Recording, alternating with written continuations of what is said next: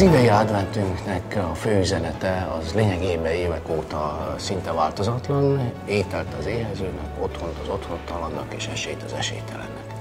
Ebben a három szóban fogalmazódik meg az az üzenet, amit szeretnénk ilyenkor eljuttatni mindenki felé. Szeretnénk, ha ez a közösség nőne, erősödne, egyre nagyobb lenne, hiszen a támogató közösség adja meg azt az erőt, ami által a segélyszervezet cselekedni tud. Nagyon örülünk annak, hogy a 1353 telefonszámnak a hívásával és az online adományozással segítik az emberek a munkát.